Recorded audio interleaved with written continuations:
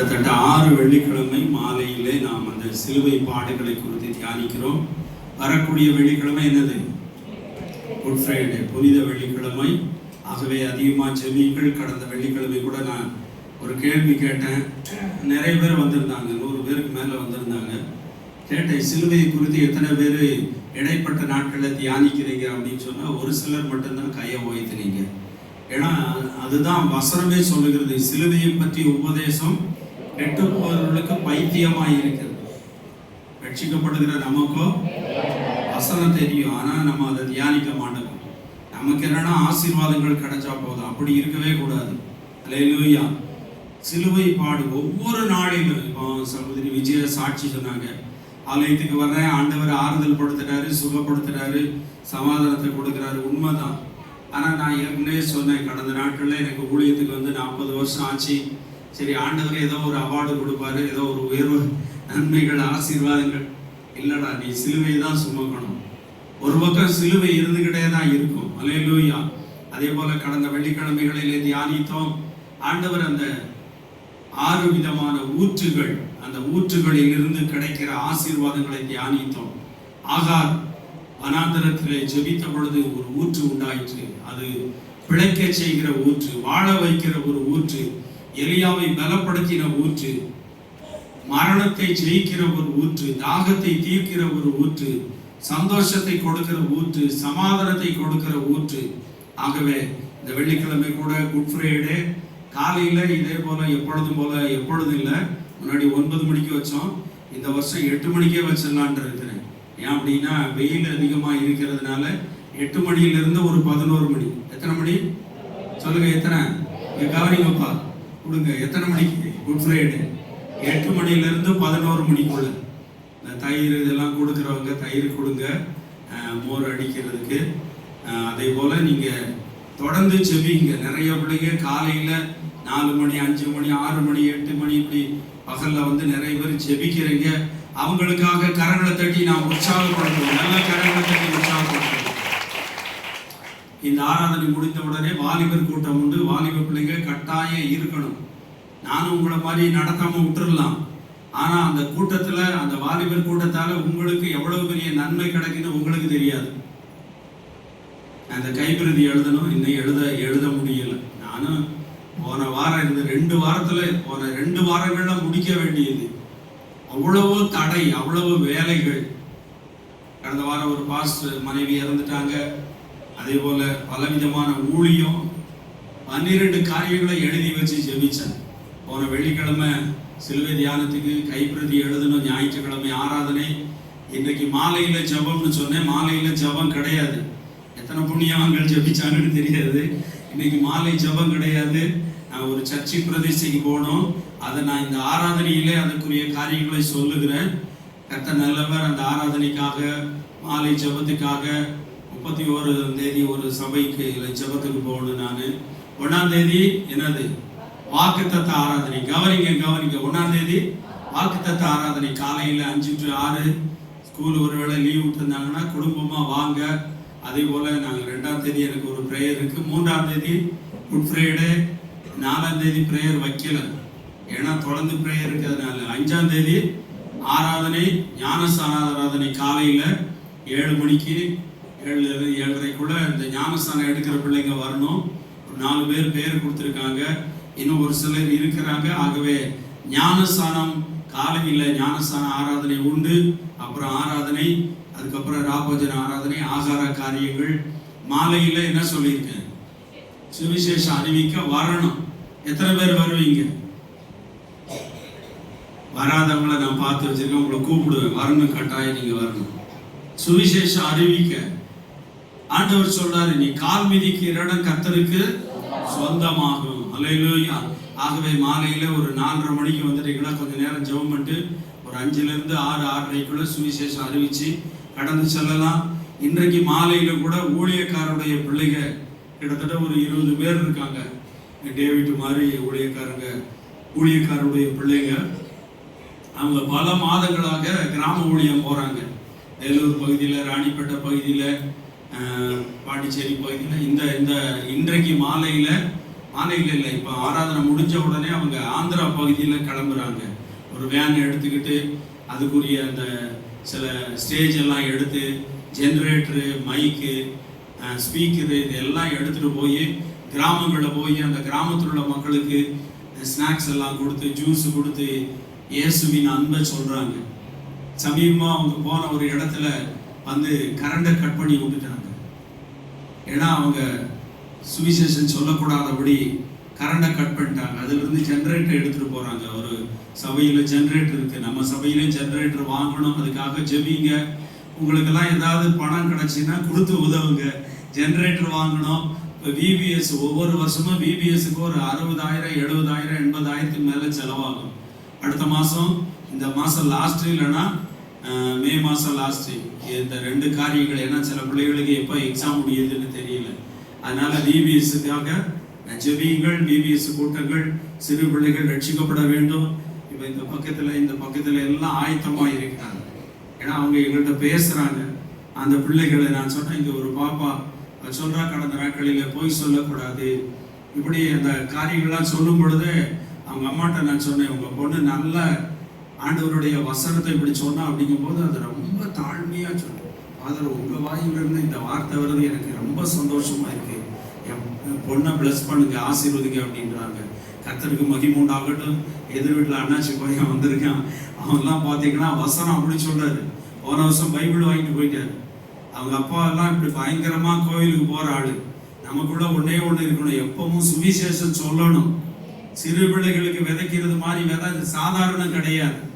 அது பெரிய அறுவடையை கொண்டு வரும். அவர் பெரிய ஒரு ஊழியக்காரராக வருவாங்க, யாருக்கு தெரியும்.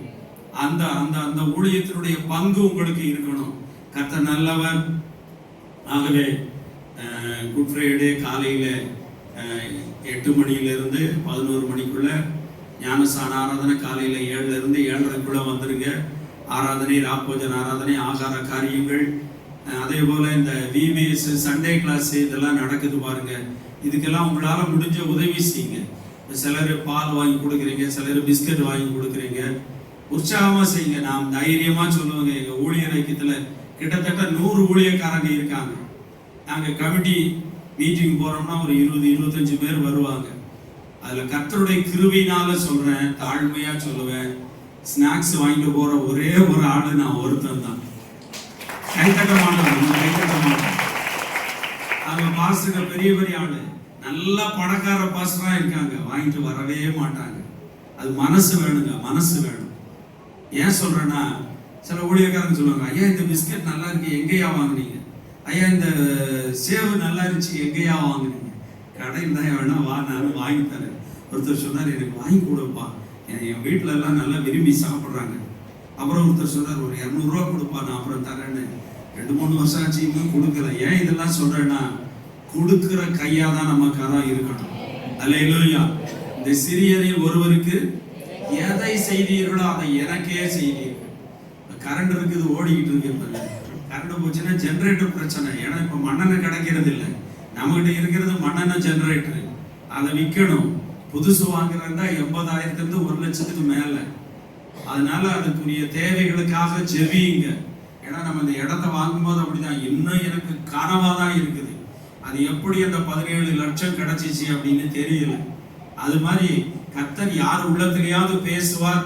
உங்களால் முடிஞ்சதை கொடுங்க. விபிஎஸ் கொடுங்க, சண்டே கிளாஸ் கொடுங்க. இந்த வாலிபர் கூட்டம் முடிஞ்ச உடனே அவங்களுக்கு ஒரு பிஸ்கட் வாங்கி கொடுக்குறோம். அதெல்லாம் உற்சாகமாக செய்யுங்க. அதே போல் கர்த்தர் உங்களை ஆசீர்வதிப்பார். வரக்கூடிய அடுத்த வெள்ளிக்கிழமைகளெல்லாம் மாலையில் தான் ஜெபம் நடக்கும். இதெல்லாம் கவனத்தில் வைத்துக் கொள்ளுங்கள். வேற ஏதாவது அறிவிப்பு இருக்கா? கர்த்தர் நல்லவர். எல்லா பிள்ளைகளுக்காக ஜெபிங்க. எக்ஸாம் எழுதின பிள்ளைகள், எழுத போற பிள்ளைகள் எல்லாருக்காக ஜெபத்துல வைங்க. அதிகமா ஜெபிங்கள். கர்த்தர் உங்களை ஆசீர்வதிப்பார். அல்லேலூயா. இன்றைக்கு குருத்தோலை ஞாயிறு. ஆகவே இந்த குருத்தோலை ஞாயிறை குறித்து நான் தியானிக்க வரல. நான் இன்னைக்கு ஊழியக்காரர் டேவிட் தான் செய்தி கொடுக்கணும். ஆனா அவங்க ஊழியம் இப்போ முடிச்ச உடனே அவங்க ஆந்திரா பகுதியில் ஊழியத்துக்கு கிளம்புறாங்க. நேற்று சில பிரேயர் இருந்துச்சு, அதனால தவிர்க்க முடியாத காரணத்தினால நான் தான் செய்தி கொடுக்க வேண்டிய ஒரு சூழ்நிலை. கர்த்தர் நல்லவர். நம்ம எல்லாருக்கும் தெரியும், இந்த குருத்தோலை ஞாயிறு இயேசு பவனியாக வரும் பொழுது குருத்தோலைகளை விரித்து ஓசன்னா கர்த்தருடைய நாமத்தில் வருகிறவர் ஸ்தோத்தரிக்கப்பட்டவர் என்று சொல்லி அந்த ராஜாவை அவர்கள் என்ன செய்தார்கள்? வரவேற்றார்கள். அல்லேலூயா. யோவான் எழுதின சுவிசேஷம் 12:13 சொல்லுகிறது, ஓசன்னா கர்த்தருடைய நாமத்தினாலே வருகிற இஸ்ரவேலின் ராஜா ஸ்தோத்தரிக்கப்பட்டவர். அவர் ராஜாதி ராஜாவாக வரப்போகிறார். அவர் குமாரனாக இந்த பூமியிலே வந்தார். அந்த கழுதையிலே பவனி வந்தார். கழுதை தாழ்மையை குறிக்கிறது. கழுதை எல்லாரும் ஒதுக்கி வைக்கப்பட்டது. அதை ஒரு இடத்துல கட்டி வைத்திருந்தார்கள். அந்த கட்டப்பட்ட கழுதை இயேசுவினுடைய கிருபையினாலே அவிழ்க்கப்பட்டது போல இன்றைக்கும் இந்த குருத்தோலை ஞாயிறு பரிசுத்த ஆவியானவர் சொல்லி இருக்கிறார், அநேகருடைய கட்டுகளை தேவன் விடுவிக்க போகிறார். கரங்களை தட்டி ஆண்டவரை மகிமைப்படுத்துவோம். பரிசுத்த ஆவியானவர் சொன்னார், நிறைய பேருடைய கட்டுகளை தேவன் அறுக்க போகிறார், கட்டுகளை விடுவிக்க போகிறார். நல்ல கரங்களை தட்டி இயேசுவை மகிமைப்படுத்துவோம். அல்லேலூயா. ஆகவே ராஜா வருகிறார். இஸ்ரவேலின் ராஜா ஸ்தோத்தரிக்கப்பட்டவர் கர்த்தருடைய நாமத்தினாலே. ஓசன்னா, ஓசன்னா என்ன அர்த்தம்? ஓசன்னா என்ன அர்த்தம்? கர்த்தாவே ரட்சியும். கர்த்தாவே ரட்சியும். வாய் திறந்து சொல்லுங்க, ஓசன்னா கர்த்தாவே ரட்சியும். நம்மளையும் ரட்சிக்கணும், மற்றவர்களையும் என்ன செய்யணும்? ரட்சிக்கணும். நம்ம எப்பவுமே ஜெபிக்கணும். நம்ம தெருவில் உள்ள நம்முடைய நண்பர்கள், உறவுகள் எல்லாருடைய ரட்சிப்புக்காக ஜெபிக்க நாம் கற்றுக்கொள்ள வேண்டும். ஆகவே அவர் கழுதையின் மேலும் கழுதை குட்டியாகிய மரியின் மேலும் ஏறி வருகிறார் என்று சொல்லி, ஆகவே நாம் நம்மை தாழ்த்த வேண்டும். இன்றைக்கும் பரலோகத்தில் அந்த கழுதைக்கு அவ்வளவு கனம் ஆண்டவர் வச்சிருக்கிறார். இயேசு சிலுவையில் அடிக்கப்பட்ட பொழுது மரியாள் அம்மா எல்லாம் அங்க இருந்தாங்க, அந்த கொல்கதா மலையில. அப்போ அவங்க நடக்க முடியாத ஒரு சூழ்நிலைகள் இருந்த பொழுது இயேசுவின் தாயார அந்த கழுது தான் சுமந்துட்டு போச்சான். 180 கிலோமீட்டர் தூரத்துக்கு அந்த அம்மாவை அந்த கழுதை சுமந்துட்டு போச்சான். சுமந்துட்டு போய் என்ன பண்ணிருக்கு, இயேசுநாதர் வீட்டுக்கு முன்னாடி, மரியாளம்மா வீட்டுக்கு முன்னாடியே கீழே விழுந்து அந்த கழுதை அப்படியே இறந்து போச்சான். பரலோகத்துக்கு போயிட்டு வந்த அந்த தேவ மனிதர் சொன்னார். அதற்கடுத்து 3 நாள் கழித்து இயேசு உயிரோடு எழும்பும் பொழுது அந்த கழுதையும் உயிரோடு எழும்பிச்சான். கரங்களுக்கு ஆண்டவரை மகிமைப்படுத்துவோம். இது நம்புறீங்களோ நம்பலையோ எனக்கு கவலை கிடையாது. ஏன்னா பரலோகம் சாதாரண காரியம் அல்ல. பரலோகத்துக்கு போயிட்டு வந்த அந்த தேவ மனுஷன், அவரை குறித்து நான் நிறைய சந்தோஷப்பட்டு தேவ சமூகத்தில், ஏன்னா என்னுடைய ஊழியத்தின் ஆசீர்வதிக்கப்பட ஒரு காரணம், முக்கிய காரணம், அந்த தேவ மனுஷனோடு ஊழியக்காரர் பவுல்ராஜ் அண்ணன் எனக்கு ஒரு ஐக்கியத்தை கொடுத்ததற்கு அவரை அறிமுகப்படுத்தினார். 1999ஆம் ஆண்டு நவம்பர் மாதத்திலே, அக்டோபர் மாதத்திலே நாங்கள் அவரை சந்திக்கிற ஒரு சூழ்நிலை. பட்டினப்பாக்கம் பகுதியிலே அரசாங்கத்தினுடைய தலைமை பதிவு அலுவலகத்திலே அவர் பெரிய தமிழ்நாடு முழுவதும் உள்ள பதிவு அவரிடத்துல வரும். அவர் கையெழுத்து போட்டால் தான் அது செல்லுபடி ஆகும். அப்படிப்பட்ட ஒரு கெசட்டட் ஆபீசராக இருந்தார், கலெக்டராக இருந்தார். அப்படிப்பட்ட தேவ மனிதன் தான். பரலோகத்துக்கு தினமும் போயிட்டு வருவார். அவருடைய அனுபவங்கள் நிறைய. அவருடைய ஆபீஸ்ல ஜீசஸ் பக்கத்துல வந்து உட்கார்ந்து இருப்பார்.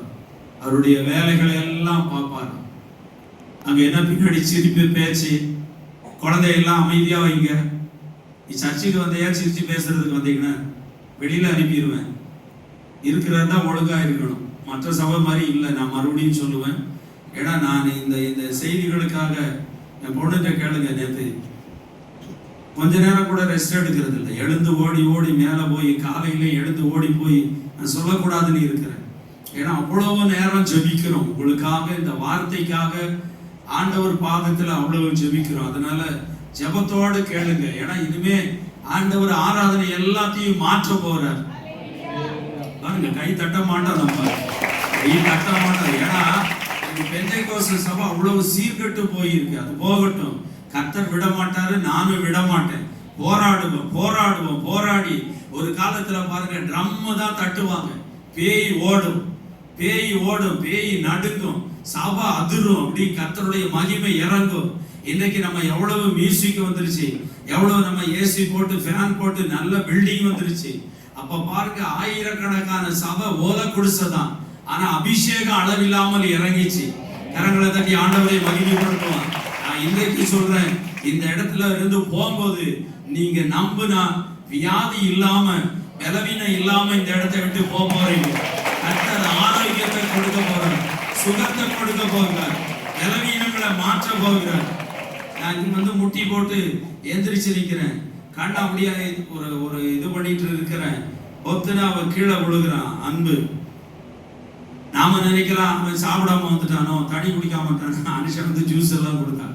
இல்ல, அவர் கூட இருக்கிற ஒரு கிரிய வெளியில போச்சு, அவனை விட்டு அந்த வெளியில போயிருச்சு. ஏன்னா கடந்த வாரம் அவங்க அக்கா இவங்க எல்லாம் பிரீத்தி தீபிகா எல்லாம் வீடை பெருக்கிட்டு இந்த சர்ச்சை பெருக்கிட்டு கடைசியா என்கிட்ட ஜெபிக்க வந்தாங்க. நான் அவற்றையும் கேட்டேன், அன்பு என்னம்மா சொல்லுமா? இல்லை அங்கள், ஒரே வயிறு எரிச்சலா இருக்கு, அப்படி இருக்கு இப்படி இருக்கலாம், ஏன்னா ஒழுங்கா சாப்பிட்றது இல்லையா, என்ன ஏது? அப்புறம் நான் சொன்னேன், நீ நல்லா ஜெபம் பண்ணு. இப்ப எனக்கு ஆவியானவர் உடனே உணர்த்தினது தான். நான் சொன்ன அந்த வயிறு எரிச்சலா இருக்கு, என்ன ஏது? ஏன் சொல்றேன்னா, சில சத்துருடைய போராட்டங்கள், பக்கத்துல விக்கிரக கோவில்கள் இருக்குது, சில போராட்டங்கள் நமக்கு தெரியாது. அவன் நம்மளை தாக்கதான் முயற்சிப்பான். விஜய சகோதரி சொன்னாங்க, இங்க வரும்பொழுது சமாதானமா வரேன், வீட்டுல போனா அவ்வளவு பிரச்சனை. அவன் போராட்டங்களை கொண்டு வருவான். ஏனென்றால் வேதம் சொல்லுகிறது, பிசாசானவன் கர்ஜிக்கிற சிங்கம் போல எவனை விழுங்கலாமோ என்று வகை தேடி சுற்றி திரிகிறான். கர்த்தர் நல்லவர், அல்லேலூயா. ஆகவே நான் சேலஞ்ச் பண்ணி சொல்லுவேன், தைரியமா சொல்லுவேன், கர்த்தர் இந்த ஆராதனை முடிகிறதுக்குள்ள உங்க வாழ்க்கையில அநேகருக்கு விடுதலையை கொடுக்க போகிறார், அநேகருக்கு விடுதலையை கொடுக்க போகிறார். ஏனென்றால் வாயை திறந்து சொல்லுங்க, அபிஷேகம் நுகத்தடிகளை முறிக்கும். சொல்லுங்க, அபிஷேகம் நுகத்தடிகளை முறிக்கும். காலையில நான் எழுந்து மேல ஜெபரூம்ல போய் ஜெபிக்கும் போது ஆவியானவர் கொடுத்ததுதான். ஏசாயா 10:27, அபிஷேகம் நுகத்தடிகளை முறிக்கும். பவுலும் ஷீலாவும் நடு ராத்திரியிலே தேவனை சொல்லுங்க என்ன செய்தார்கள்? துதித்து பாடினார்கள். ஆம்பளைங்க வாயை திறக்கல. பவுலும் ஷீலாவும் நடு ராத்திரியிலே தேவனை துதித்து பாடினார்கள். என்ன நடந்துச்சு சொல்லுங்க? யாரு கேட்டுங்க? அவங்க 2 பேரும் மட்டும் இல்ல, இருந்த எல்லாரும் ஒருத்தர் கூட பாக்கி இல்லை. அதே ஆண்டவரை தான் நம்ம ஆராதிக்கிறோமா இல்லையா? அவங்க 2 பேரும் ஆராதிக்கும் போது அற்புதம் நடந்துச்சு. இன்னைக்கு நம்ம இத்தனை பேர் வந்திருக்கிறோம், எல்லாருக்கும் விடுதலை தான். எத்தனை பேர் நம்புறீங்க? நான் சொல்றேன், இப்பவே விடுதலையை கொடுத்து விட்டார், கட்டுகளை அறுந்து விட்டார். நல்ல கரங்களை தட்டி விகாமா பாபா ரீமா லாவா ராமா ஷமா விகாமா ரீமா லாவா ராமா ஷமா ராமா ரீமா லாவா. இயேசுவின் நாமத்தினாலே அபிஷேகம் நுகத்தடிகளை முறிப்பதற்கான ஸ்தோத்திரம். பவுலும் ஷீலாவும் நடுராத்திரியிலே துதித்து பாடின வேளையிலே அவர்கள் கட்டுகள் மட்டுமல்ல, எல்லாருடைய கட்டுகளும் அறுக்கப்பட்டது. சிறைச்சாலை, பூமியின் அஸ்திவாரங்கள் அதிர்ந்தது. இயேசுவின் நாமத்தில் எங்கள் சபையில் உள்ள ஒவ்வொரு பிள்ளைகளுடைய வாழ்க்கையில ஒரு மாற்றம் உண்டாகட்டும். இயேசுவின் நாமத்தில் நாம் இந்த சிலுவை தியானத்துல ஒரு தலைப்பு வசனமாக வைக்கிறோம். யோவான் 19:34, ஆகிலும் போர்ச்சேவகரில் ஒருவன் ஈட்டியினால் அவருடைய விலாவில் குத்தினான், உடனே ரத்தமும் தண்ணீரும் புறப்பட்டது. யோவான் 19:34 எல்லாரும் சேர்ந்து வாசிக்கலாம். ஆகிலும் போர்ச்சேவகரில் ஒருவன் ஈட்டியினாலே அவருடைய விலாவில் குத்தினான், உடனே ரத்தமும் புறப்பட்டது. அல்லேலூயா. ரத்தமும் தண்ணீரும் புறப்பட்டது. பரிசுத்த ஆவியானவர் கடந்த நாளிலே நம்ம அந்த ஊற்று, அவருடைய விலாவிலிருந்து புறப்படுகிற அந்த ஜீவ ஊற்று, ரத்தமும் தண்ணீரும் புறப்பட்டு வந்தது. நீங்க யோவேல் தீர்க்கதரிசியின் புத்தகம் எடுப்பீங்கன்னா அங்க ஒரு ஊற்று இருக்கிறது. அந்த ஊற்று எங்க இருந்து வருதுன்னா, நாம வாசிக்கலாம். யோவேல் 3ஆம் அதிகாரம் 1062ஆம் பக்கம். யோவேல் 3ஆம் அதிகாரம் 18வது வசனத்தை சேர்ந்து வாசிக்கலாம். அக்காலத்தில் பர்வதங்கள் திராட்சரசத்தை பொழியும், மலைகள் பாலாய் ஓடும், யூதாவின் ஆறுகள் எல்லாம் பிரவாகித்து ஓடும். ஒரு ஊற்று கர்த்தருடைய ஆலயத்திலிருந்து புறப்பட்டு சித்தீம் என்னும் பள்ளத்தாக்கை நீர் பாய்ச்சலாக்கும். ஒரு ஊற்று எங்கிருந்து புறப்படுதான்? கர்த்தருடைய ஆலயத்திலிருந்து. வாயை திறந்து சொல்லுங்க, ஒரு ஊற்று. வாசிங்க, மறுபடியும் வாசிங்க. அக்காலத்திலே பர்வதங்கள் திராட்சை ரசத்தை பொழியும், மலைகள் பாலாய் ஓடும், யூதாவின் ஆறுகள் எல்லாம் பிரவாகித்து ஓடும். ஒரு ஊற்று கர்த்தருடைய ஆலயத்தில் இருந்து புறப்பட்டு சித்தீம் என்னும் பள்ளத்தாக்கை நீர் பாய்ச்சலாகும். ஒரு ஊற்று கர்த்தருடைய ஆலயத்திலிருந்து புறப்படும். கண்களை மூடி ஜெபிக்கும். கண்களை மூடி எல்லாரும் கர்த்தாவே உமக்கு ஸ்தோத்திரம். கேளுங்க கேளுங்க கேளுங்க. வாய் திறந்த ஆண்டவரே, இந்த கர்த்தருடைய ஆலயத்திலிருந்து புறப்படுகிற அந்த ஊற்று இயேசுவின் நாமத்தினாலே, இயேசுவின் நாமத்தினாலே என் வாழ்க்கையிலே ஆண்டவரே இன்றைக்கு நீர் என்னோடு பேசும், என்னை ஆசீர்வதியும். என் வாழ்க்கையிலுள்ள எல்லா தடைகள், போராட்டங்கள், சூழ்நிலைகள் எல்லாம் மாறட்டும். அபிஷேகம் நுகத்தடிகளை முறிக்கட்டும். உம்முடைய ஊற்று கர்த்தருடைய ஆலயத்திலிருந்து புறப்படுகிற ஊற்று இயேசுவின் நாமத்தினாலே உம்முடைய விலாவிலிருந்து வாய் திறந்து சொல்லுங்க. உம்முடைய விலாவிலே போர்ச்சேவகன் ஈட்டியினாலே குத்தின பொழுது ரத்தமும் தண்ணீரும் புறப்பட்டு வந்தது. அந்த ஊற்று அபிஷேகத்தின் ஊற்று, அற்புதத்தின் ஊற்று, அதிசயங்களை செய்கிற ஊற்று. இன்றைக்கு இந்த இயேசு ஜெயம் கொடுக்கிறார் ஜெப வீட்டிலே, ஆலயத்திலே. அந்த ஊற்று இயேசுவின் நாமத்தினாலே எங்களுடைய வாழ்க்கையை பரிசுத்தப்படுத்தட்டும், எங்கள் வாழ்க்கையை சமாதானப்படுத்தட்டும், எங்கள் வாழ்க்கையை சந்தோஷப்படுத்தட்டும், எங்கள் வாழ்க்கையை ஆசீர்வதிக்கட்டும். இயேசுவின் நாமத்தில் ஜெபிக்கிறோம் நல்ல பிதாவே. ஆமென் ஆமென்.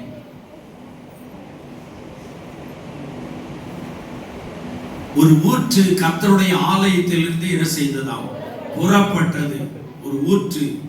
சரி, எத்தனை பேர் ஊற்று பார்த்துருக்கீங்க? ஊற்று எத்தனை பேர் பார்த்துருக்கீங்க? நிறைய பேர் ஊற்ற பார்க்காத ஆளுங்க நிறைய பேர் இருக்கு. ஒண்ணு கிணறு வெட்டி இருக்கணும், இல்லை மலைப்பகுதியிலேயாவது போயிருந்தீங்கன்னா உங்களுக்கு தெரியும். கர்த்தர் நல்லவர். அல்லேலூயா. தஞ்சாவூர்ல நாங்கள் ஊழியத்தில் இருக்கும்போது அந்த ஊழியக்காரர் சும்மாவே இருக்க விட மாட்டார் எங்களை. ஒரு முறை கிணறு தோண்டுங்கன்றாரு. கிணறு தோண்டுங்கன்றாரு. அது வந்து ஒரு பெரிய அகலமான கிணறு. ஏன்னா கிராமத்துல மாதிரி, அது கிராமம் தான். திருமலை சமுத்திரம்னு சொல்லி கடப்பாறையை போட்டு குத்தி குத்தி எல்லாம் கரள மண்ணு, கையெல்லாம் காய்ச்சி போச்சு. ஒரு 10-12 அடி தோண்டி இருக்கும். ஒரு 3 நாள் 4 நாள் 3 நாள் இருக்கும். அதுக்கப்புறம் அந்த தண்ணி வந்துச்சு. எப்படி இருந்திருக்கும்? பெரிய சந்தோஷம். அல்லேலூயா. ஆமா, கர்த்தர் நல்லவர். ஆகவே ஆண்டவர் பாருங்க, ஈசாக்கினுடைய வேலைக்காரர்கள் என்ன செய்தார்கள்? துறவு வெட்டினார்கள். அந்த எங்க துறவு வெட்டினாலும் அங்க என்ன செஞ்சிச்சு? தண்ணீர் சுரந்து வந்தது.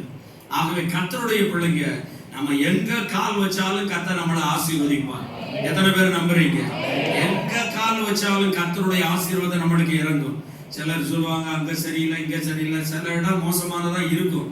ஆனா அதை விடுங்க. நான் சொல்றேன், கர்த்தருடைய பிள்ளைகள், அபிஷேகம் பெற்றவர்கள், எங்க கால் வச்சாலும் அற்புதம் நடக்கும், அதிசயம் நடக்கும். ஒரு ஊற்று கர்த்தருடைய ஆலயத்திலிருந்து புறப்பட்டுச்சான். அந்த ஊற்று என்ன செய்யும்? முதலாவது 17வது வசனத்தை வாசிக்கும் பொழுது, என் பரிசுத்த பர்வதமாகிய சீயோனிலே வாசமாயிருக்கிற நான் உங்கள் தேவனாகிய கர்த்தர் என்று அப்பொழுது அறிந்து கொள்வீர்கள். அப்பொழுது எருசலேம் பரிசுத்தமாய் இருக்கும், அந்நியர் இனி அதை கடந்து போவது இல்லை. என் எருசலேம் பரிசுத்தமாய் இருக்கும், என் பரிசுத்த பர்வதமாகிய சீயோனிலே என்று சொல்லியிருக்கிறார். ஆகவே ஆண்டவர் முதலாவது இந்த ஊற்று ஆலயத்திலே நம்மை பரிசுத்தப்படுத்துகிறது. அல்லேலூயா. நீங்க ஆலயத்துக்கு வரும் பொழுது ஏதாவது ஒரு வார்த்தை உங்களை பரிசுத்தப்படுத்தும். ஏதாவது ஒரு வார்த்தை, அது பாடலா இருக்கட்டும், யாராவது சாட்சி கூட சொல்லி இருக்கலாம், அல்லது காணிக்கப்பட்டா கூட இருக்கலாம், அல்லது வசனமா இருக்கலாம். ஏதோ ஒரு வார்த்தை உங்களை பரிசுத்தப்படுத்தும். அந்த வார்த்தை நம்முடைய இருதயத்தை குத்தும். அந்த வார்த்தை நம்மை சுத்திகரிக்கும். நான் வெள்ளிக்கிழமை கூட குட் ஃப்ரைடேல பரிசுத்தத்தை குறித்து கூட ஒரு பகுதி எடுக்கலாம்னு இருக்கிறேன். கர்த்தருக்கு மகிமை உண்டாகட்டும். இரண்டாவது, அந்த வார்த்தை நம்மளை பரிசுத்தப்படுத்துகிறது மட்டுமல்ல, நம்மை மகிழ்ச்சி கொண்டு வருகிறது. அது அப்புறம் நம்ம வாசிக்கலாம். ஆனா வேதம் சொல்லுகிறது நமக்கு, சங்கீதம் 96:9, சங்கீதம் 29:1-2 வசனங்கள் சொல்லுகிறது, பரிசுத்த அலங்காரத்துடனே கர்த்தரை தொழுது கொள்ளுங்கள். பரிசுத்த அலங்காரத்துடனே கர்த்தரை தொழுது கொள்ளுங்கள் என்று வேதம் சொல்லுகிறது. ஆகவே சங்கீதம் 96:9 நாம் சேர்ந்து வாசிக்கும் பொழுது, பரிசுத்த அலங்காரத்துடனே கர்த்தரை தொழுது கொள்ளுங்கள், பூலோகத்தாரே நீங்கள் யாவரும் அவருக்கு முன்பாக நடுங்குங்கள். அல்லேலூயா. அதுக்கு மேல உள்ள வசனங்கள் சொல்லுகிறது, நீங்க அந்த அதிகாரம் முழுது வீட்டுல வாசி பாருங்க. நான் 6ல இருந்து வாசிக்கலாம். மகிமையும் கனமும் அவர் சமூகத்தில் இருக்கிறது, வல்லமையும் மகத்துவமும் அவர் பரிசுத்த ஸ்தலத்தில் உள்ளது. ஜனங்களின் வம்சங்களே, கர்த்தருக்கு மகிமையும் வல்லமையும் செலுத்துங்கள். கர்த்தருக்கே அதை செலுத்துங்கள். நம்ம ஆராதிப்பது என்னன்னா, மகிமை எல்லாம் அவருக்கு தான் செலுத்தணும், கனம் எல்லாம் அவருக்கு தான் செலுத்தணும், புகழ்ச்சி எல்லாம் அவருக்கு தான் செலுத்தணும். நம்ம கனம் செலுத்தோம்னா இந்த கிழிஞ்ச நோட்டை 10 ரூபா காணிக்க போட மாட்டோம், 10 ரூபா காயின்ஸ் கூட போட மாட்டோம். ஏன் சொல்றேன்னா, இயேசுவை அற்பமா எண்ணாதீங்க. இந்த காணிக்கையே இல்லைன்னா கூட பரவாயில்ல, காணிக்க போடலைன்னா கூட பரவாயில்ல. எங்க வீட்டுல நிறைய கிழிஞ்சு போன நோட்டு இருக்கு, யாருக்கும் கொடுக்க முடியாது, யாரும் வாங்க மாட்டாங்க. ஏன் சொல்றேன்னா, நம்ம கர்த்தரை கனவீனம் பண்ணக்கூடாது. அந்த வசனம் சொல்லுகிறது, மகிமையும் கனமும் அவர் சமூகத்தில் இருக்கிறது, வல்லமையும் மகத்துவம் அவர் பரிசுத்த ஸ்தலத்தில் உள்ளது. ஜனங்களின் வம்சங்களே, கர்த்தருக்கு மகிமையும் வல்லமையும் செலுத்துங்கள், கர்த்தருக்கே அதை செலுத்துங்கள். நம்ம ஆலயத்துல ஒரு காரியம், ஒரு காணிக்கை பாட்டு பாடுறோம். உதாரணம் சொல்றேன், ஒரு பிரசங்கம் பண்றோம், ஒரு ஜெபிக்கிறோம், ஒரு அற்புதம் நடக்குது, ஒரு அதிசயம் நடக்குது, நம்ம அழகா இருக்கிறோம், நல்ல திறமையா இருக்கிறோம், சம்பாதிக்கிறோம், கார் வாங்குறோம், பைக் வாங்குறோம். எதை குறித்து நம்ம மண்டையில பெருமையை வச்சுக்கிறவே கூடாது, பெருமையை ஏத்திடவே கூடாது. ஏன்னா வேதம் சொல்கிறது, பெருமை உள்ளவர்களுக்கு தேவன் எதிர்த்து நிற்கிறார், தாழ்மை உள்ளவர்களுக்கோ கிடைக்கிறார். நான் எத்தனையோ சம்பவத்தை சொல்லணும். ஒரு முறை இந்த சர்ச்சில் ஒரு சகோதரி சொன்னாங்க, என் பொண்ணு அவ்வளவு நாளும் ரொம்ப அட்டக்கருப்புனா அட்டக்கருப்பு. அந்த பொண்ணு எனக்கு தெரியும், நீங்கெல்லாம் யூகிக்க முடியாது, அவ்வளோ அட்டக்கருப்பு. அது ஃப்ராக் போட்டுச்சு, வளர்ந்துச்சு, ஏஜுக்கு வந்துச்சு, எல்லாம் சொல்லி புடவை கட்டிட்டு வந்தோடனே அவங்க அம்மா சொன்னது, என் பொண்ணை பார்த்து நானே பூரிச்சு போயிட்டேன், நானே அப்படி மதிமயங்கிட்டேன். என் பொண்ணு புடவை கட்டி இவ்வளோ அழகா, சந்தோஷம், நான் ரொம்ப ஆமோதிக்கிறேன். ஆனா நீ கண்ணு போடாத, உன் கண்ணே பொல்லாத கண்ணு, நீ தாய் தான், ஆனா நீ பேயா மாறாத, பொல்லாத கண்ணுங்க. நான் நிறைய சந்திச்சு இருக்கிறேன். சில சாப்பாடு பாருங்க, நம்மளால சாப்பிட முடியாது. சில பொருள் சிலர் கண்ணு, அந்த பொறாமையின் கண்ணு பட்டுச்சுன்னா சாப்பிட முடியாது. சில பொருட்கள் பார்த்துருப்பீங்க, சிலர் நம்ம வீட்டுக்கு ஏதாவது வாங்கிட்டு வருவாங்க, ஏதோ இது பண்ணுவாங்க. நான் உதாரணத்துக்கு தான் சொல்றேன், சிலர் வாங்கி கொண்டு கொடுப்பாங்க, சிலர் பார்க்கிற பாருங்க போயிடும், அவ்வளவுதான், அதை யூஸ் பண்ணவே முடியாது.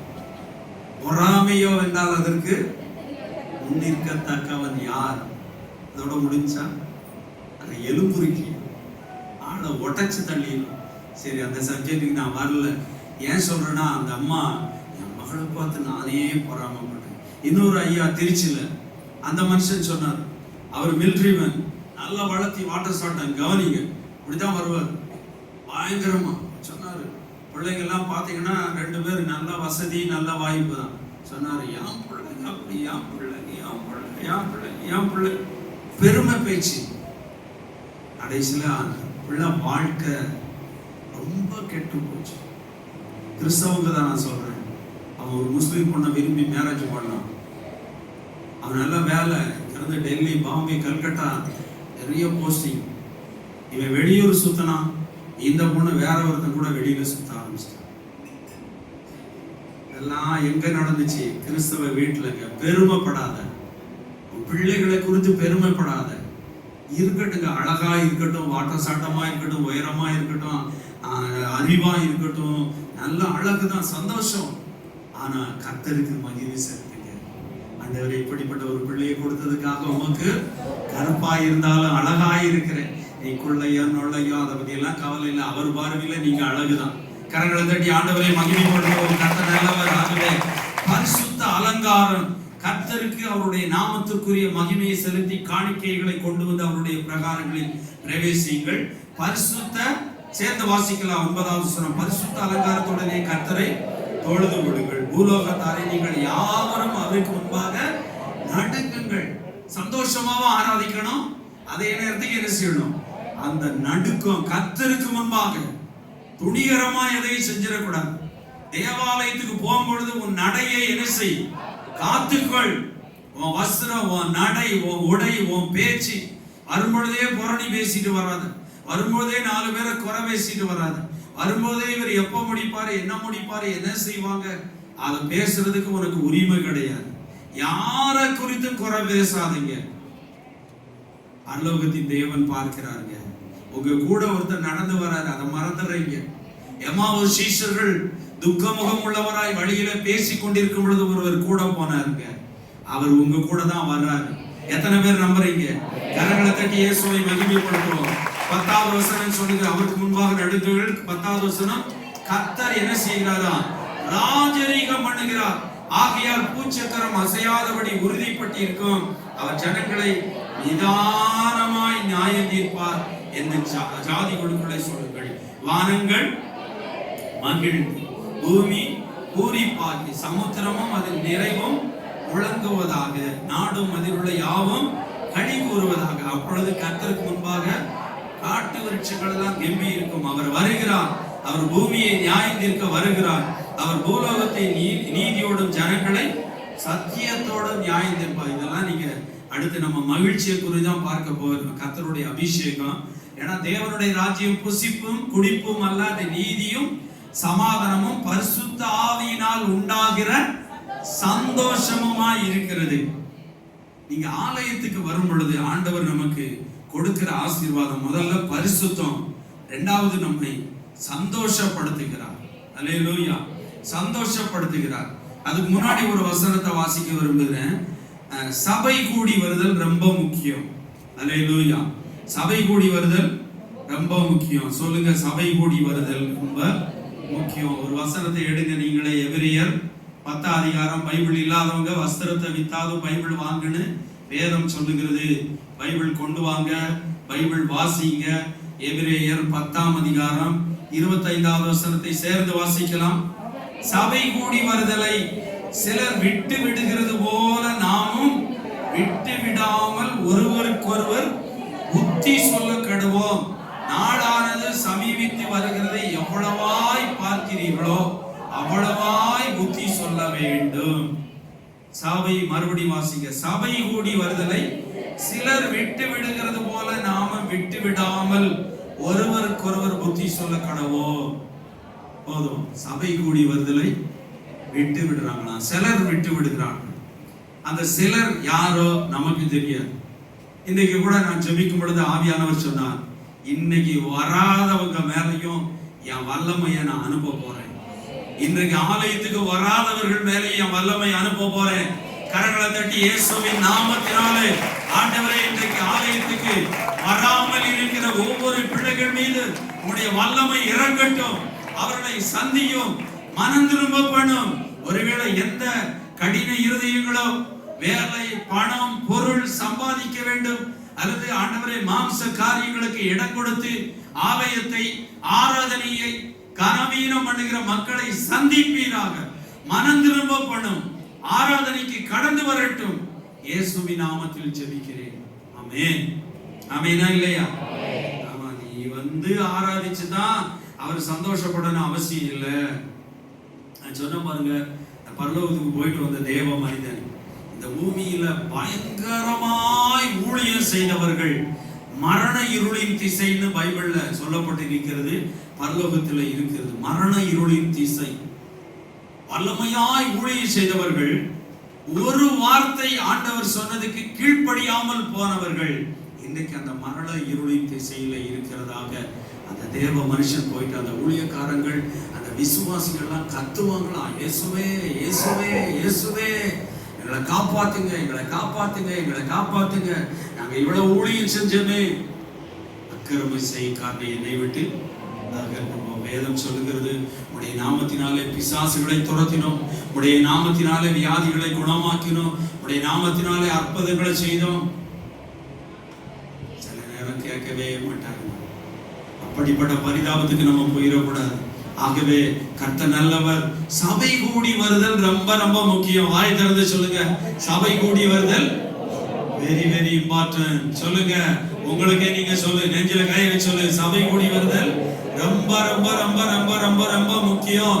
சொல்லுங்க, இருதயத்துல கை வச்சு சொல்லுங்க, சபை கூடி வருதல் ரொம்ப முக்கியம். என் வாழ்க்கையில ஒரு நாள் கூட நான் 52 ஞாயிற்றுக்கிழமையில ஒரு நாள் கூட ஆராதனைக்கு நான் போகாம இருக்க கூடாது.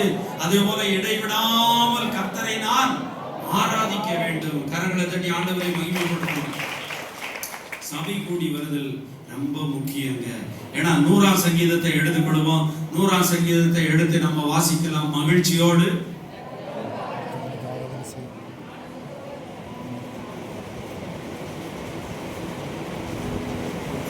வாசிக்கலாம்.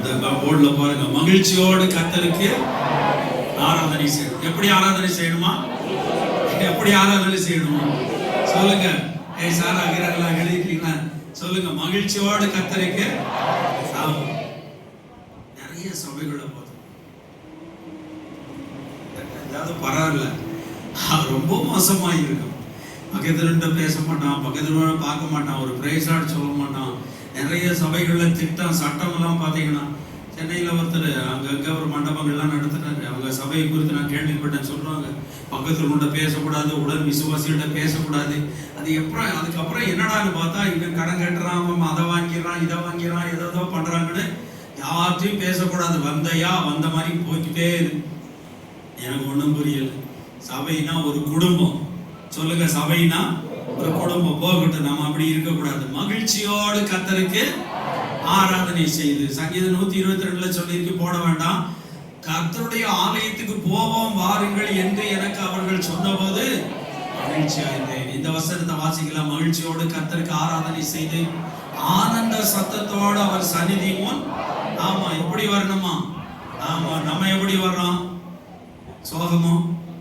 இன்னைக்கு நான் ரொம்ப கவலையோட இருக்கிறேன். இன்னைக்கு சர்ச்சுக்கு போறதா வேண்டாமா? கை வலிக்கிற மாதிரி இருக்கு, இடுப்பு வலிக்கிற மாதிரி இருக்கு. வலிக்குதா இல்லையா? எத்தனை பேருக்கு வலிக்குது? எல்லாருக்குமே வலி இருக்கதான் செய்யுங்க. அதோட வந்து நம்ம தேவனை ஆராதிச்சு பாருங்க, அந்த வலியெல்லாம் ஓடி போயிடும். ஓடி போய் இயேசுவின் நாமத்தில். அடுத்த வசனம் போடுமா? கர்த்தரே தேவன் என்று வாசிக்க. கர்த்தரே தேவன் என்று அறியுங்கள், நாம் அல்ல அவரை நம்மை உண்டாக்கினார், நாம் அவர் ஜனங்களும் அவர் மேய்ச்சலில். ஆமா, மேய்ச்சல் உள்ள இடத்திலே ஆடுகளை மேய்க்கணும் பைபிள் சொல்லுகிறது. ஆகவே அவர் வந்து மேய்ச்சல் உள்ள கர்த்தரே தேவன் என்று அறியுங்கள், நாம் அல்ல அவரை நம்மை உண்டாக்கினார், நாம் அவர் ஜனங்களும் அவர் மேய்ச்சலின் ஆடுகளுமாய் இருக்கிறோம். ஞாயிற்றுக்கிழமை வெள்ளிக்கிழமையா இருக்கட்டும், இடைப்பட்ட நாட்களா இருக்கட்டும், அவர் நம்மை புல்லுள்ள இடங்களில் மேய்க்கிறார். வசனம் தான் நமக்கு போஷாக்கு, நம்மை பலப்படுத்தக்கூடியது, நம்மை திடப்படுத்தக்கூடியது. எத்தனை பேர் நம்புறீங்க? சொல்லுங்க, என்னை பலப்படுத்துகிற கிறிஸ்துவினாலே எல்லாவற்றையும் செய்ய எனக்கு பலன் உண்டு. அல்லேலூயாவா இல்லையா? ஆமென், அல்லேலூயா. நானே இந்த போன வெள்ளிக்கிழமைக்கு முன்னாடி ஒரு 12 காரியம் செய்ய வேண்டியது இருக்குன்னு எழுதி வச்சேன். ஏன்னா வெள்ளிக்கிழமை சிறுவதியான கூட்டம், ஞாயிற்றுக்கிழமை ஆராதனை, ஞாயிற்றுக்கிழமை மாலையில ஜெபம். இப்ப பார்த்தா நான் அந்த சர்ச்சு பிரதேசத்துக்கு போகணும். அடுத்து நான் 31ஆம் தேதி ஒரு பிரேயருக்கு போகணும். அடுத்து 1ஆம் தேதி வாக்குத்தத்தம் எடுக்கணும்.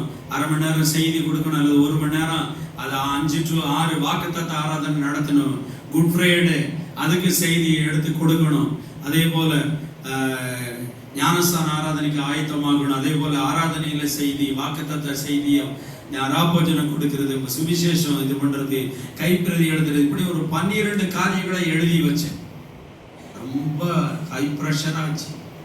ஆனா பரிசுத்த ஆவியானவர் சொன்னார், என்னை பலப்படுத்துகிற, எல்லாரும் சொல்லுங்க, என்னை பலப்படுத்துகிற கிறிஸ்துவினாலே எல்லாவற்றையும் செய்ய எனக்கு நல்ல கண்களை மூடி உணர்ந்து சொல்லுங்க, பரிசுத்த ஆவிக்குள் நிறைந்து, என்னை பலப்படுத்துகிற கிறிஸ்துவினாலே எல்லாவற்றையும் செய்ய எனக்கு பலன் உண்டு.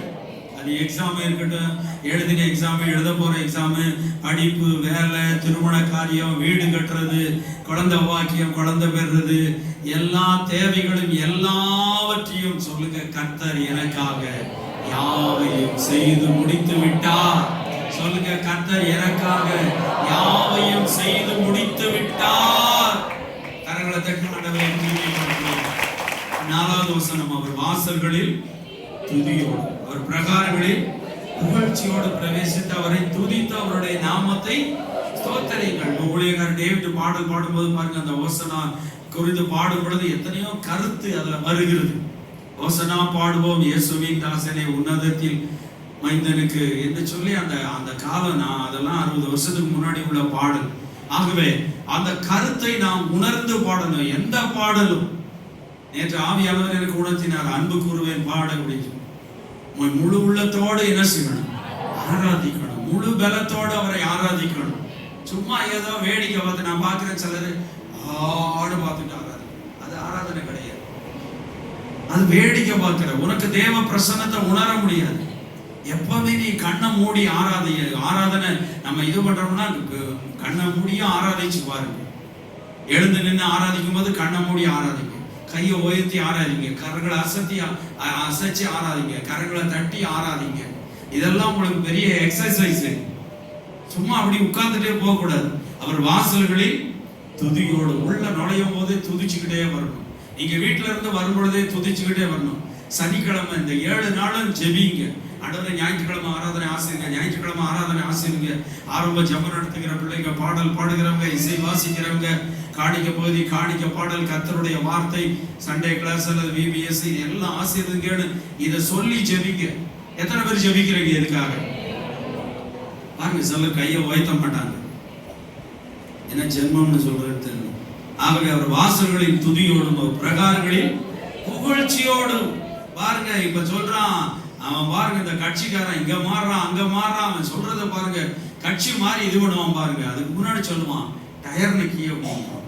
இப்போ அதோட சொல்றான் அவர் தான் தலைவர். எவ்வளவு மோசமான ஆளுகளா இருக்கான். அவர் தான் உண்மையான தலைவர். அதுக்கு முன்னாடி அவன் அவ்வளவு கேவலமா பேசியிருக்கான். இல்லை 2ஐயும் போடுறான், எதிர்கட்சிக்காரன் 2ஐயும் போடுறான். போன வருஷம் இப்படி பேசினா இந்த வருஷம் என்ன செய்யறான்? இவர் தான் உண்மையான தலைவர். இப்ப 1000 கொடுத்தவன் பெருசா, 2000 கொடுத்தவன் பெருசா, 3000. ஏன்னா இப்ப சபையில எல்லாம் ஒண்ணு முடிவு பண்ணிட்டாங்க, மதவாத கட்சி வரக்கூடாது. அது நீங்க மனசுல வச்சு ஜெபிங்க. ஏன்னா நாடு குட்டிச்சவரா போகும். இப்பவே எல்லாமே அழிஞ்சு போகும். நம்ம அரசியல்காரர் கிடையாது, அதை மட்டும் தெரிஞ்சுக்கோங்க. நம்ம கட்சிக்காரர்கள் கிடையாது. ஆனா நம்ம நாட்டை நேசிக்கணும், நம்ம தமிழ்நாட்டை நேசிக்கணும், இந்தியாவை நேசிக்கணும். நேசிக்கிறோமா இல்லையா?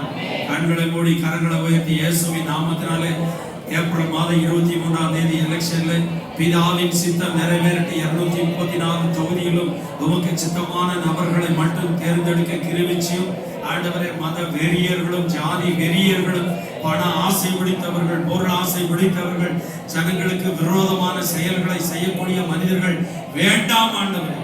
கர்த்தாவே, நீர் கண்ணோக்கி பாருங்கள். தேசத்தை ஆசீர்வதியும், தமிழ்நாட்டை ஆசீர்வதியும் இயேசுவின் நாமத்தில் ஆமென். அவரை துதித்து அவருடைய நாமத்தை என்ன செய்யுங்கள்? 4ஆம் வசனம் பிற்பகுதி, அவரை துதித்து அவருடைய நாமத்தை ஸ்தோத்திரியுங்கள். அடுத்த வசனம், கர்த்தர் நல்லவர், அவருடைய கிருபை என்றென்றைக்கும், அவருடைய உண்மை தலைமுறைகளுக்கு. இதெல்லாம் நீங்க ஒவ்வொரு நாளிலும் வாயை திறந்து சொல்லணும். ஏன் தான் இப்படி வந்துச்சோ, ஏன் தான் இது நடந்துச்சோ, எனக்கு மட்டும் ஏன் இந்த பிரச்சனை, எனக்கு மட்டும் இந்த போராட்டம், உனக்கு மட்டும் இல்லை, ஊருக்கே இந்த பிரச்சனை தான். மேரியம்மா வந்து உட்காரும் போது நினைச்சேன், எத்தனை மரணத்தை தூள் அடிச்சுட்டு வந்து உட்கார்ந்து இருக்காங்க. கரங்களை தட்டி இயேசுவை மகிமைப்படுத்தும். ஆனா போடா, இந்த ஊரு இல்லைன்னா எந்த ஊரு? அது சொல்ல மாட்டோம், பயம். பரலோகம் தான் என்னது? பரலோகம் தான் என் பேச்சு. எங்க பேசுறோம்? பரிசுத்தம் தான். ஏமா, நமக்கு இந்த வீடு சொந்தமே கிடையாது. எப்ப கூப்பிடுறாரோ மேல போயிட வேண்டியதுதான். ஒரு நிமிஷத்துல, ஒரு இமை பொழுதிலே நாம் எல்லாரும் அனுபவமாக்கப்படுவோம். அதுக்குதான் எதிர்பார்க்கணும். எப்போ எப்போ எப்போ பரலோகத்துக்கு போகணும். வயசான பிறகு ரொம்ப காலு கை நடக்க முடியாது, அப்படி இல்லைங்க. ஆண்டவர் எப்போ நமக்கு இந்த பூமியிலிருந்து நமக்கு டிக்கெட்டை கொடுக்கிறாரோ அவருடைய ராஜ்யத்துக்கு நாம் போக ஆயத்தமா இருக்கணும், ஆயத்தமா இருக்கணும். கர்த்தர் நல்லவர். ஆகவே சபை கூடி வருதல் ரொம்ப முக்கியம். அல்லேலூயா, கர்த்தருக்கு ஸ்தோத்திரம். நான் பார்த்தீங்கன்னா புதிய ஏற்பாட்டுல அப்போஸ்தலர் நடவடிக்கைகள் 2ஆம் அதிகாரத்தை எடுத்துக்கொள்ளுவோம். அப்போஸ்தலர் 2ஆம் அதிகாரம்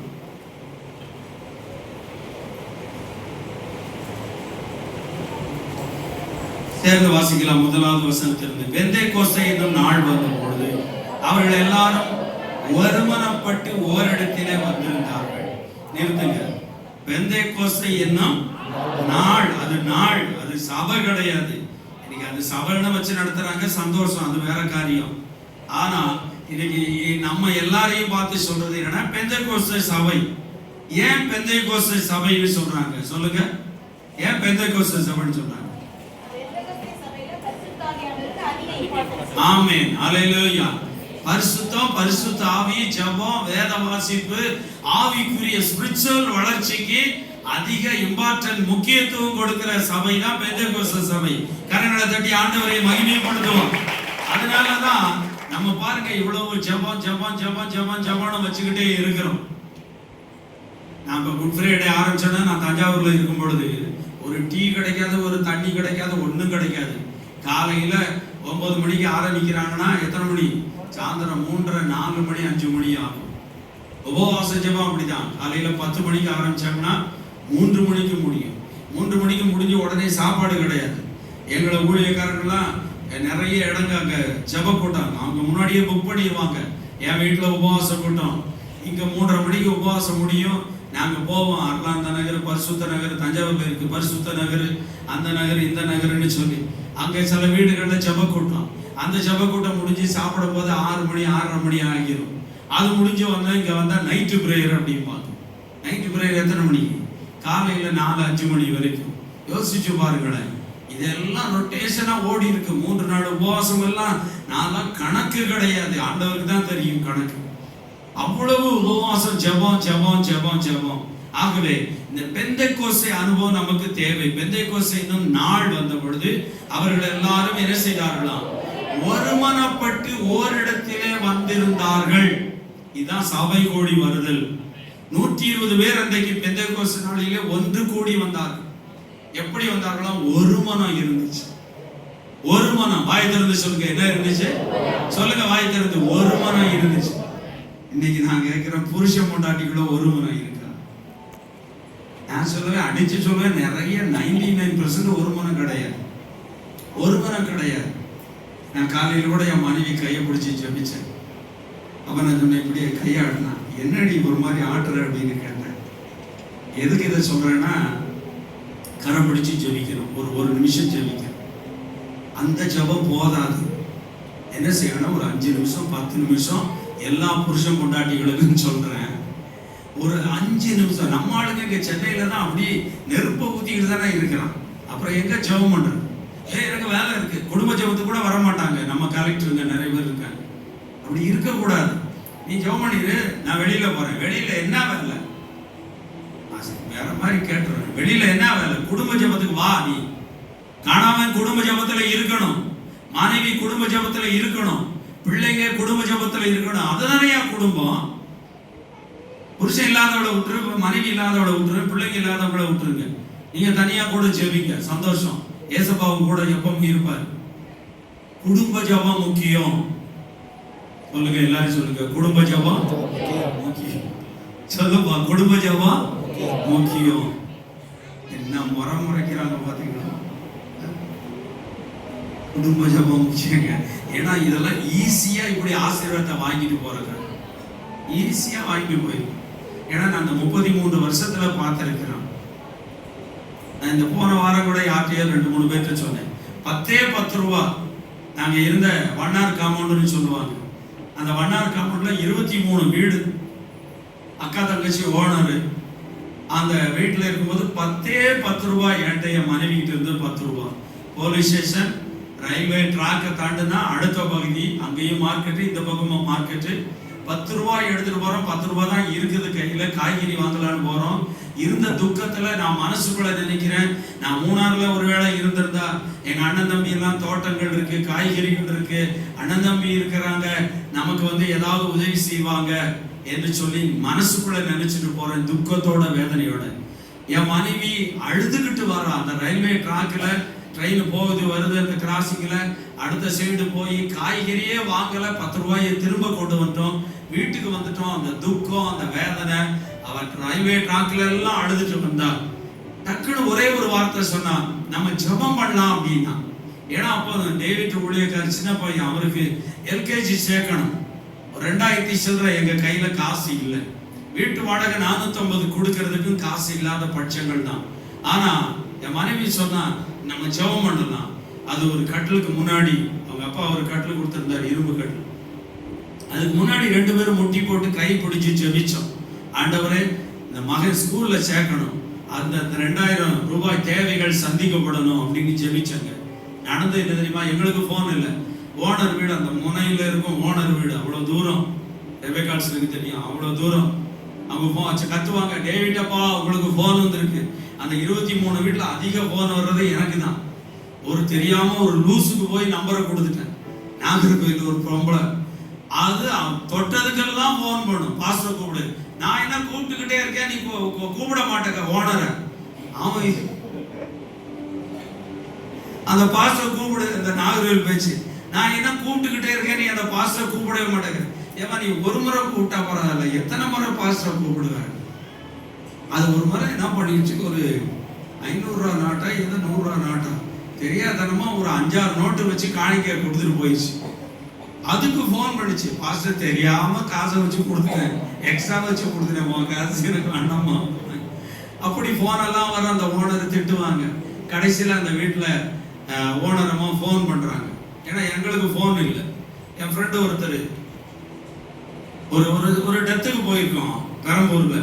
அவங்க மாமனார் இறந்துட்டாரு. காலையிலிருந்து ஈவினிங் வரைக்கும் பாட்டு பாடி ஜெபம் பண்ணி அடக்கம் பண்ணி வீட்டில் வந்து கை கால் கழுவிட்டு உட்காந்து டீ கொடுக்க போறாங்க. ஒரு சகோதரி என் பக்கத்தில் வந்தாரு. நானும் என் மனைவியும் ஜெபம் பண்ணினோம். டேவிட்டுக்கு ஸ்கூல் ஃபீஸ் கட்டுறதுக்கு கர்த்தர் கொடுக்க சொன்னாருன்னு 500 ரூபா சாவு வீட்டில் வச்சு கொடுத்தாங்க. அடுத்து ஒரு நண்பர் ஏசி மெக்கானிக்கு, அவன் இந்த ஃப்ரிட்ஜ் எல்லாம் போட்டு இது பண்ணான். ஆனா அவன் ஞாயிற்றுக்கிழமை எங்க வீட்டில் தான் சாப்பாடு. சில சமயம் பாஸ்டர்மா என்ன செய்வாங்க, எக்ஸ்ட்ரா போடுவாங்க. நான் சொன்னேன், ஒரு நாள் உன்னை எக்ஸ்ட்ரா கவனிக்க போறான் அப்படின்னு. ஏன்னா எனக்கு ஆண்டவர் உணர்த்துறது, நீ சாப்பாடு போடுற, உன்னை ஒரு நாள் திட்ட போறான்டி அப்படின்னு. என்ன அப்படி சொல்றீங்க? ஆமா, ஊரெல்லாம் போய் சொல்லியிருக்கான், இந்த பாஸ்டர்மா எனக்கு சரியாவே சாப்பாடு போடல, இவளுக்கு இல்லாதவங்க கூட இருக்கும், அவனுக்கு போட்டு விடுவாப்புல. இப்படி மனுஷங்க இருக்காங்க. இதெல்லாம் நம்ம வாழ்க்கையில அனுபவப்படுறோம். 2-3 வீடு தாங்க ஜெபம் பண்ண. 2 நாள்ல அந்த 2000 தேவையை கர்த்தர் கொடுத்தாரு. அன்றையிலிருந்து காலேஜ் வரைக்கும் கர்த்தர் ஒரு குறைவில்லாம நடத்தினார். ஏன் சொல்றேன்னா, கணவன் மனைவி ஒருமன ஜெபம், குடும்ப ஜெபம் ரொம்ப ரொம்ப முக்கியம். ஆகவே அவர்கள் எல்லாரும் ஒருமனப்பட்டு ஓரிடத்திலே வந்திருந்தார்கள். இந்த சபையில இங்க வந்திருக்கிற யாருக்காவது உங்க மேல கசப்பு இருக்கா? யோசிச்சு பாருங்க. நீங்க கர்த்தருடைய பிள்ளையா இல்லையா? கைய வைத்துங்க, எத்தனை பேர் கர்த்தருடைய பிள்ளை? அப்ப நீங்க கர்த்தருடைய பிள்ளைன்னா, எனக்கு வந்து தீபிகாவை பிடிக்காது, ஷீலாவை பிடிக்காது, ஹேமாவை பிடிக்காது, பிரீத்தியை பிடிக்காது, இப்படி சொல்லவே கூடாது. உதாரணத்துக்கு சொல்றேன், யாரா இருந்தாலும், ஃபாதர் பண்ணாலா, யார எதை குறித்தும் கசப்பு இல்லப்பா. யார் மேலேயும் கசப்பு இருக்கவே கூடாது. கசப்பு பைபிள் அதான் படிக்கணும்ன்றது. நிருபங்களை வாசிங்க. ஒருவன் மேலும் யாதொரு கசப்பான வேர் முளைத்து எழும்பக்கூடாது, வேற விட்டுறக்கூடாது. அது ஆரம்பத்திலே அழிச்சிடணும். ஒரு உதாரணத்துக்கு சொல்றேன், உங்க புருஷன் மேல பிசாசு கோபத்தை உண்டாக்குவான், கசப்பை கொண்டு வருவான், எரிச்சலை கொண்டு வருவாங்க. வெள்ளிக்கிழமை சிலுவை தியானத்துல கூட சொன்னேன், ஒரு அம்மா வந்தாங்க சர்ச்சுக்கு. அவங்க இப்ப வர்றதில்ல, பாவம் நானாச்சுன்னே தெரியல, உடம்பு முடியாம ரொம்ப வயசெல்லாம் ஆகி போச்சு. அவங்க ஒரு முறை சொன்னாங்க, அவங்க வீட்டுக்கு ஜெபிக்க போறேன். அவங்க சொல்றாங்க, இப்படி விரல வச்சுக்கிட்டு தட்டிட்டு சொல்றாங்க, என் புருஷன் கூட பேசி 51 நாள், இங்க கவனிப்பா, 51 நாள் ஆச்சு. அட பிசாசே அப்படின்னு நான் நினைச்சுக்கிட்டேன். சொல்ல முடியுமா வெளியில? எப்ப புருஷன் கூட என்னடா, பைபிள் வசனம் அதுக்கும் வசனம் இருக்கு. சூரியன் மறைகிறதுக்கு முன்னாடி உன் எரிச்சல் கடிய கடவுது, உன் கோபத்தை விட்டுரு. எவ்வளவு பெரிய பிரச்சனையா இருக்கட்டும், நீ சண்டை போடுறனா நீ பேய்க்கு உனக்கு அடிமையா இருக்கிற. அது நல்லா தெரிஞ்சுக்கணும். இந்த ஜபக்குறை உள்ளவங்க மூலம் தான் வீட்டுல சண்டை வரும். என்ன வேணாலும் பேசிக்கோங்க, எனக்கு கவலை இல்லைங்க, நீ சரியாகணும். அதுதான் நீ சொன்னையான்னு என்ன கேட்பாரு. ஒரு வீட்டுல ஒரு புருஷன் பொண்டாட்டி பிள்ளைங்க யார் மூலமாவது அடிக்கடி சண்டை வருதுன்னா அங்க கோளாறு இருக்குன்னு அர்த்தம். ஜபம் இல்ல, சரியான வேத வாசிப்பு இல்ல, கத்தருக்கு. ஏங்க நான் கேட்கிறேன், இந்த வாரத்துல கூட ஒருத்தங்க கேட்டேன், அவன் அப்படி, இந்த மாமியார் அப்படி, அந்த மருமகா இப்படி, இந்த மைத்தனர் அப்படி. அட நாத்தனார, நீ சரியா இருக்கிறியா? ஓ வாயை அடக்கு, திட்டட்டும். நான் தான் ஒரு வார்த்தை சொன்னேன். இயேசுநாதரை கன்னத்துல அரைஞ்சாங்க, காரி துப்புனான், தலையில கொட்டுனான், ஆறுல அடிச்சான், வஸ்திரத்தை கிழிஞ்சு நிர்வாணம், எல்லாத்துக்கும் எங்கேயாவது பதில் அடி குடிச்சாரா? பதில் அடி கொடுத்தாரா? நம்ம என்ன சொல்லுவோம்? இருக்கட்டும் நான் வச்சுக்கிறேன். என்னது நம்ம சொல்லுவாங்களே, நம்ம சொல்லுவாங்க கச்சேரி வச்சுக்கிறேன், நான் வச்சுக்கிறேன் பாரு, அவளா நானா, நான் நீயா அவளா நானா? ஏண்டா? கண்ட சகோதரன் சகோதரிடத்தில் எல்லாம் சொல்லுங்க, கண்ட சகோதரத்துல, கண்ட புருஷனிடத்துல, சொந்த புருஷனிடத்துல, சொந்த மனைவியிடத்துல அன்பு கூறாதவன் பக்கத்து வீட்டுக்காரிட்ட எப்படி அன்பு? அப்படி பக்கத்து வீட்டுக்காரனா அன்பு சொல்றான். என்னங்க அப்படி இருக்க கூடாது. கல்லானாலும் புல்லானாலும் நமக்கு செல்வி ஏஞ்சல் தான் சொல்லும். மணி மண்ணா இருந்த மணியை பொண்ணா ஆக்கி வச்சான். ஒரு முறை சொல்லிச்சு, அட நாசமா போறது, என்னடா இது மணி எவ்வளவு பெரிய ஆடு, அவரை போய் இப்படி சொல்றீங்க அப்படி. நான் நல்லா விட்டு வாங்குவேன். சொல்ல மணின்னு சொல்லுவேன், ஒரு கட்டை வச்சுக்கோ, கட்டை கம்ப வச்சு ஒரே போடி அவ்வளவு போயிடும் அப்படிம்பேன். விளையாட்டுக்கு சொல்லுவேன். அது நல்லபடியா ஓட்டத்தை ஓடி முடிச்சிருச்சு. ஏன் சொல்றேன்னா, ஓம் புருஷன், ஓம் மனைவி, ஓம் பிள்ளைங்க அன்பு செலுத்துங்க. எங்க போய் அன்பு கொண்டு போய் கொட்ட போறீங்க? 1 கொரிந்தியர் 13 சொல்லுகிறது, அன்பு சகலத்தையும் சகிக்கும், நம்பும், பொறாமை இல்லை, எரிச்சல் அடையாது, கோபப்படாது. ஆமா, தன்னை புகழ அன்பு. இதை படிங்க, மறுபடி படிங்க. உங்க பிள்ளைகளை படிக்க சொல்லுங்க. இப்ப ஸ்கூலு லீவுனா உடனே ஒவ்வொரு நாளையில ஒரு 5 அதிகாரம் வாசிக்க சொல்லுங்க. தயவு செய்து வாசிட்டு என்கிட்ட வந்து சொல்ல சொல்லுங்க. உங்க பிள்ளைகள் எல்லாம் கர்த்தர் நல்லவர். இன்னைக்கு சாயந்தரம் வரைக்கும் போயிடும் போல பிரசங்கம். ஒருமனப்பட்டு ஓரிடத்துல வந்திருந்தார்கள். கூடி வருதல், சபை கூடி வருதலை சிலர் விட்டு விடுகிறது போல நாமும் விட்டு விடாது இருக்கும்படி அவருக்கு என்ன செய்யணுமா? புத்தி சொல்லணும். 9:30 மணிக்கு வராத ஆராதனைக்கு 8 மணிக்கு வா. முயற்சி எடுங்க. ஸ்கூல்ல ஆபீஸ்ல அப்படியே நம்ம இருக்கிறோம். யோசிச்சு பாருங்க. கர்த்தருக்கு ஸ்தோத்திரம். அப்பொழுது அடுத்த வசனம் வாசிங்க. அப்பொழுது பலத்த காற்று அடிக்கிற முழக்கம் போல வானத்திலிருந்து சடுதியாய் ஒரு முழக்கம் உண்டாகி அவர்கள் உட்கார்ந்திருந்த வீடு முழுவதையும் நிரப்பிட்டு. அங்க ஜெபம் பண்ணாங்களா? சொல்லுங்க, அங்க ஜெபம் பண்ணாங்களா? என்ன நடந்துச்சு? கூடி வந்தாங்க. எத்தனை பேரு? 120 பேரு ஒருமனப்பட்டு வந்து உட்கார்ந்தாங்க. வேற ஒண்ணும் செய்யல, பாட்டு பாடல, பிரசங்கம் பண்ணல, அபிஷேகத்துல ரொம்ப கையை தட்டு, கையை ஆட்டு, கையை உயர்த்து. நோ, இந்த ஒருமனதுக்கு அவ்வளவு பவர் இருக்குதுங்க. நீங்க இன்னும் அப்போஸ்தலர் நடவடிக்கையில பாத்தீங்கன்னா, அவர்கள் ஒருமனப்பட்ட பொழுது அவர்கள் கூடியிருந்த இடமே என்ன செய்தா? கூடியிருந்த இடங்க பூமியே அசைஞ்சிருக்குங்க. இன்னைக்கு நம்ம அசைய மாட்டோம், அந்த ஒருமனம் இல்லை. சரி, அப்பொழுது பலத்த காற்று அடிக்கிற 2வது வசனம் முழக்கம் போல வானத்திலிருந்து சடுதியா முழக்கம் உண்டாகி அவர்கள் உட்கார்ந்திருந்த வீடு முழுவதையும். சரி, மணி என்னாச்சு? 10:25 ஆச்சு. நான் 5 நிமிஷம் முடிக்க பார்க்கிறேன். கிட்டத்தட்ட இது 1 மணி நேரம் சொல்லக்கூடியது. நம்ம எல்லாரும் வாசிக்கலாம் தொடர்ந்து. அல்லாமலும் அக்கினிமயமான நாவுகளைப் போல பிரிந்திருக்க நாவுகள் அவர்களுக்கு காணப்பட்டு அவர்கள் ஒவ்வொரு மேலும் வந்து அமர்ந்தது.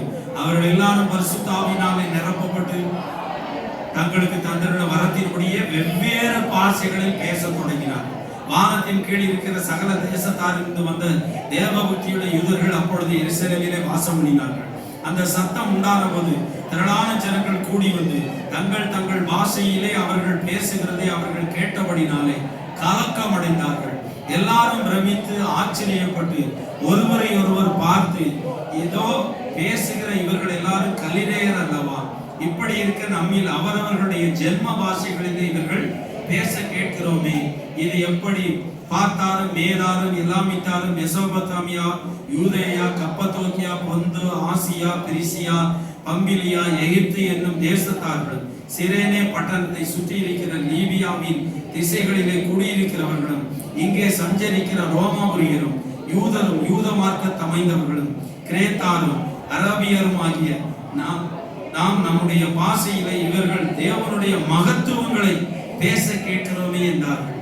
எல்லாரும் பிரமித்து சந்தோஷப்பட்டு சந்தேகப்பட்டு இது என்னமாய் முடியுமோ என்று ஒருவருடொருவர் சொல்லிக் கொண்டார்கள். மற்றவர்களோ இவர்கள் மதுபானத்தினால் நிறைந்திருக்கிறார்கள் என்று பரியாசம் பண்ணினார்கள். அப்போது பேதுரு எழுந்து நின்று பேச தொடங்கிட்டாரு. நம்ம 17 இருந்து வாசிக்கலாம். கடைசி நாட்களிலே மாம்சமான யாவர் மேலும் என் ஆவியை, அப்பொழுது உங்கள் குமாரரும் உங்கள் குமாரத்திகளும் தீர்க்க தரிசனம் சொல்வார்கள். உங்கள் வாலிபர் தரிசனங்களை அடைவார்கள். உங்கள் மூப்பர் சொப்பனங்களை காண்பார்கள். என்னுடைய ஊழியக்காரர்கள் மேலும் என்னுடைய ஊழியக்காரர்கள் மேலும் அந்நாட்களில் என் ஆவியை ஊற்றுவேன். அப்பொழுது அவர்கள் தீர்க்க தரிசனம் சொல்லுவார்கள். அல்லாமலும் உயர வானத்திலும் அற்புதங்களையும் தாழ பூமியிலே ரத்தம் அக்கினி புகை காடாகிய அதிசயங்களையும் காட்டுவேன். அல்லாமலும் உயர வானத்திலே அற்புதங்களையும் தாழ பூமியிலே ரத்தம் அக்கினி புகை காடாகிய அதிசயங்களையும் காட்டுவேன். அல்லேலூயா. இதுல இருந்து இப்ப என்ன தெரியுது? என்ன தெரியுது உங்களுக்கு? 120 பேர் கூடி வந்த பொழுது கர்த்தருடைய அபிஷேகம் இறங்கிச்சு. எந்த மாதிரி இறங்கிச்சான்? அக்கினிமயமான நாவுகளை போல பிரிந்திருக்கிற நாவுகள் யார் மேலாம் இறங்கிச்சான்? அவங்க எல்லாரும் ஒருத்தர் பாக்கி விடல, ஒருத்தர் பாக்கி விடல. அந்த வசனம் சொல்லுகிறது, 5வது வசனம், வானத்தின் கீழ் இருக்கிற சகல தேசத்தாரிலிருந்து வந்த தேவ பக்தி உள்ள யூதர்கள். வானத்தின் கீழ் இருக்கிற சகல தேசத்தாரி. நீங்க 11 இருந்து 8 இருந்து வாசிக்கும் பொழுது பார்த்தாரு, மேதாரு, யதாமித்தியாரு, இப்படி எத்தனை பேர் சொல்லியிருக்கு தெரியுமா? 16 17 வரும். 16 அதை நீங்க எண்ணிக்கோங்க. குறைஞ்சது 16 பேருக்கு மேல 16 பாஷை பேசக்கூடியவங்க அங்க இருக்கிறாங்க. அவர்கள் எல்லாரும் வெவ்வேறு பாஷைகளிலே பேச தொடங்கினார்கள். 12வது வசனம், எல்லாரும் பிரமித்து சந்தேகப்பட்டு இது என்னமாய் முடியுமோ என்று ஒருவருடன் சொல்லிக் கொண்டார். பிரமித்தார்கள், ஆச்சரியப்பட்டார்கள். எல்லாருக்கும் அபிஷேகம், அந்நிய பாஷை. நான் கேட்கிறேன், எத்தனை பேர் அபிஷேகம் அந்நிய பாஷை பேசாதவங்க கை வைத்துங்க. எத்தனை பேர் அந்நிய பாஷை பேசல? கை வைத்துங்க. உங்களை தான் கேட்கிறேன். எத்தனை பேர் நல்ல கை வைத்துங்க அந்நிய பாஷை பேசாதவங்க? யாரோ ஒருத்தர் இப்படி வைத்திருக்காங்க. நல்ல அந்நிய பாஷையில நீங்க கேளுங்க. இந்த வருஷம் நான் லாங்கா சொல்றேன், சீக்கிரத்துல கர்த்தர் உங்களுக்கு அந்நிய பாஷையோட அபிஷேகத்தை கொடுக்க போகுது. இன்றைக்கு நல்ல கரங்களை தட்டி, இன்றைக்கு நல்ல கரங்களை தட்டி 17, 18, 21 வரைக்கும் சொல்லுகிறது. கடைசி நாட்களில் சொல்லுங்க, வாய் திறந்து சொல்லுங்க, கடைசி நாட்களில் மாம்சமான யாவர் மேலும். இந்த கையை உயர்த்தின 10 பேருக்கு மட்டும் கொடுக்க மாட்டேன்னா ஆண்டவர் சொல்லவே இல்லையே. சொல்லுங்க, யாவர் மேலும், மாம்சமான யாவர் மேலும். நல்ல எல்லாரும் வாய் திறந்து சொல்லுங்க, மாம்சமான யாவர் மேலும். மழை பெய்யுதுன்னு வச்சுக்கோங்க, முள்ளு செடி, வாழை செடி, எந்த செடி, மண்ணு, கல்லு, மலை, மாடு, மிருகம், மனுஷன் எல்லாரும் மேலையும் மழை பெய்யுறது போல ஆண்டவருடைய அபிஷேகம் மாம்சமான யாவரும் மேலும். வேதம் சொல்கிறது, உங்கள் வாலிபர்கள், உங்கள் மூப்பர்கள் சொப்பனங்களை காண்பார்கள். வாலிபர்கள் தீர்க்க தரிசனம் உரைப்பார்கள். கடைசி நாட்களிலே ஊழியக்காரர்கள் மேலும் ஊழியக்காரர்கள் மேலும். நான் சொல்றேன், படிச்சவன், படிக்காதவன், ஏழை, பணக்காரன், உயர்ந்தவன், தாழ்ந்தவன், கருப்பு, சிவப்பு, அழகு இல்லை, பணக்காரன், கார் வச்சிருக்கேன், பைக் வச்சிருக்கேன், இப்படியெல்லாம் எதுவுமே இல்லை. எல்லாரும் மேலும் இந்த கடைசி நாட்கள்ல ஒரு எழுப்புதல் வரப்போகிறது சீக்கிரத்துல. அப்ப பாத்தீங்கன்னு சொன்னா, இதே சென்னையில ரோட்ல போறவன் வர்றவன், இந்த பக்கத்து வீடு, இந்த பக்கத்து வீடு, எதிர் வீடு, உங்க மேல இருக்கிற அபிஷேகம் கவனிங்க. எல்லார் மேலும் அது இப்பொழுதே இறங்க ஆரம்பிச்சிருச்சு. கரங்களை தட்டி, ஓ ராமா வா வா ரீ வா ரா வா ரா வா சா வா ரா வா, ஓ ஓ ரீ வா ரா வா சா வா ரீ கா வா ரீ கா மா ரீ வா ரா வா வா வா வா வா வா சா வா ரீ மா ரா ரா ரா ரீ ரா ரா கா வா வா ஓ கா மா ரா ரா ரா சா ரா ரா ரா ரா ஓ சா ரா ரீ நீ ரீ வா ரா வா வா வா வா வா வா ஓ கா கா கா ரா வா ரா வா வா வா வா வா வா வா ஓ ரா வா வா வா வா வா வா சா வா ரா வா வா வா வா ஓ ரா வா ரா வா ரா வா ரா வா ரா வா வா வா வா வா